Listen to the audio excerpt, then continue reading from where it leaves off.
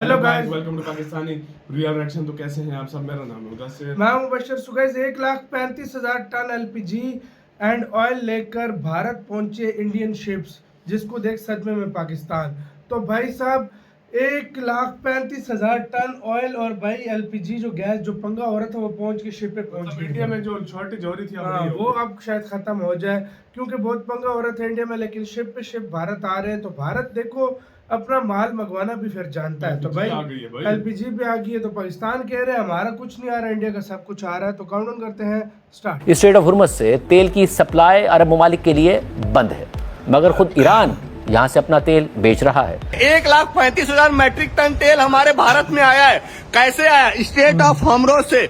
फिलहाल अभी काफी सारी अफवाहें उड़ी कि गैस कम हो गया, तेल कम हो गया, लेकिन अभी आप किसी चीज के डर नहीं है, क्योंकि अभी हमारे ईरान ने परमिशन दे दिया कि स्ट्रेट ऑफ होर्मुज़ से भारत के जहाज मतलब क्रॉस कर सकते हैं। और अब खबर सामने आई है कि भारतीय रिफाइनरीज में 3 करोड़ बैरल्स, और आपने देखा VLCC very large crude oil carrier, इसमें तेल लद के हमारे भारत में आया है। अभी मैं आपको लिख के दे देता हूँ, आने वाले 10 दिन के अंदर आप देखेंगे भारत में इतना ज्यादा तेल हो जाएगा, क्योंकि अभी क्या हुआ है, गैस के जहाज भी भारत में आने चालू हो चुके हैं। ईरान ने सारी परमिशन दे दी है।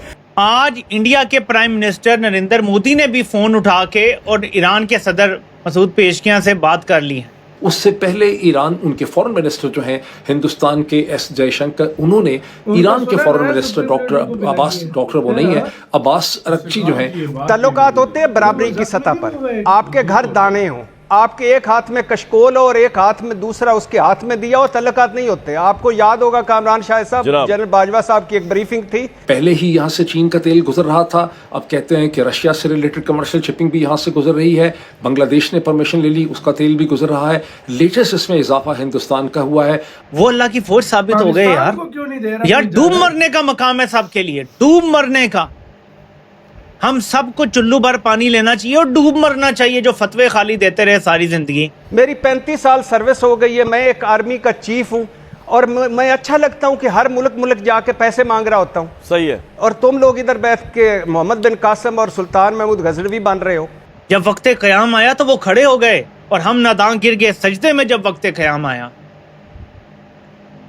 नमस्कार दोस्तों, कल हमारे प्राइम मिनिस्टर नरेंद्र मोदी जी ने ईरानियन प्रेसिडेंट से फ़ोन में बात की। उन्होंने डिस्कस किया कि किस तरह इस वॉर की वजह से दुनिया में एनर्जी क्राइसिस हो रही है। अभी कुछ दिन पहले हमारे फॉरेन मिनिस्टर एस जयशंकर जी ने भी ईरान के फॉरेन मिनिस्टर से बात की थी, जिसके बाद हमने देखा कि एक क्रूड ऑयल का जहाज़ पूरी सेफ्टी के साथ भारत पहुंचा। अब दोस्तों ये भी खबर आ रही है कि एक और जहाज़ 1,35,000 टन का ऑयल लेकर भारत पहुंचा है, और अभी और कई सारे जहाज़ गैस लेकर भारत की तरफ आ रहे हैं। दोस्तों पिछले कुछ दिनों में भारत में एलपीजी को लेकर लोग काफ़ी परेशान दिखे, इसलिए अब हमें बहुत ज़्यादा ज़रूरत है कि ईरान हमारे जहाज़ को स्ट्रेट ऑफ होर्मुज़ से पार होने दे। इसलिए हमने देखा कि हमारे विदेश मंत्री एस जयशंकर जी ने ईरान के विदेश मंत्री से बात करके उन्हें समझाया, जिसके बाद ये पॉसिबल हो पाया।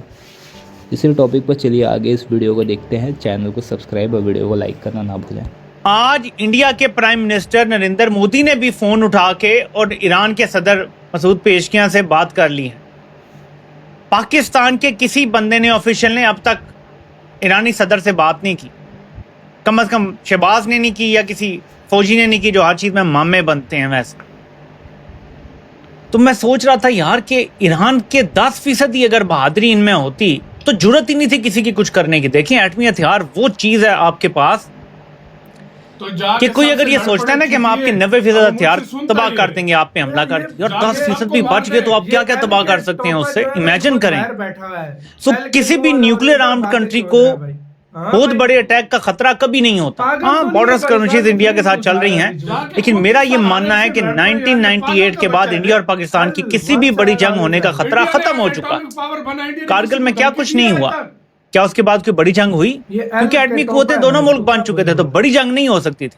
कारगिल की वही जंग थी जो कारगिल के पहाड़ों पे लड़ी गई, सियाचिन, कारगिल और सारे जो पहाड़ है वहां पे कश्मीर के, वहां पे लड़ी गई, लेकिन वो मेन लैंड पे नहीं आई जंग। तो ये समझ लें कि पाकिस्तानी जर्नैलों में अगर हिम्मत होती, नंबर 1, या इसको ये बैक बाल शॉट के लगा था, पुजारी उसके ना बाद होते, इसका भरोसा सब जो से आपको उतर वक्त गया। के साथ साथ पता चलेगा कि ये एक खास होदे के बाद बाल के पुजारी बन जाते हैं।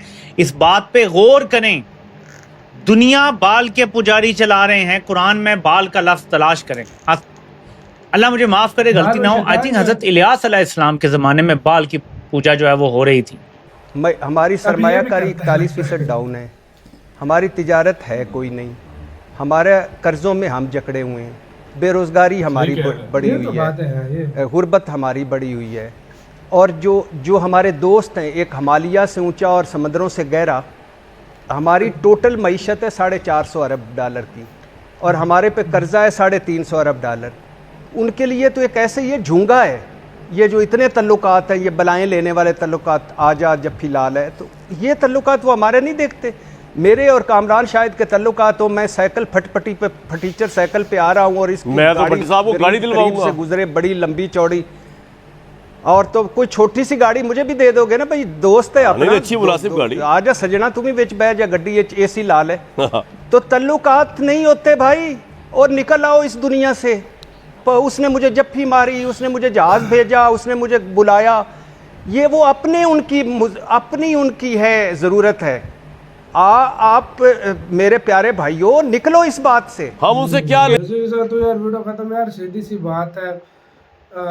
भारत के आ रहे हैं जहाज, हर कोई देखो, अब कल एक आया, आज अभी खबर आई 1,35,000 टन लेकर और माल पहुंच गए। मतलब भारत में जो प्रॉब्लम थी वो खत्म हो रही है। दूसरी तरफ पाकिस्तान जो कि भाई उछल के भी आ रहा है, उसका साइड भी हम ले रहे हैं, लेकिन फिर भी हमें इधर कुछ नहीं आ रही। क्यों? हमें सबसे बड़ी बात पता है क्या है? सबसे मेन जो बदकिस्मती वाली बात ये है कि यार हम लोग, अगर गवर्नमेंट ठीक भी कर रही होगी ना, तो ऐसे पीछे सारे पड़े हुए, जैसे यकीन करो मैं आपको प्रॉमिसली बता रहा हूं, मार दो, कोई इतना इजी काम है, देख लो, आप कुछ भी उठा कर देख लो, जो गवर्नमेंट के खिलाफ है ना, या जो गवर्नमेंट के साथ है, उनका लेवल अलग चल रहा है। जो गवर्नमेंट के खिलाफ है वो ऐसे करते हैं, आसमान अभी गिर जाएगा पाकिस्तान पे, पाकिस्तान तबाह हो गया, पाकिस्तान खत्म है, पाकिस्तान में लोग मार गए, दुनिया खत्म है। ये अब ये एल की शक्ल वाले बाहर मुल्कों में बैठे हैं और पाकिस्तान को बोल रहे हैं कि बम मार दो। कम से कम कोई ऐसी बात कर, खुदा के बंदों, कोई ऐसी बात करो जो कहने वाली हो यार।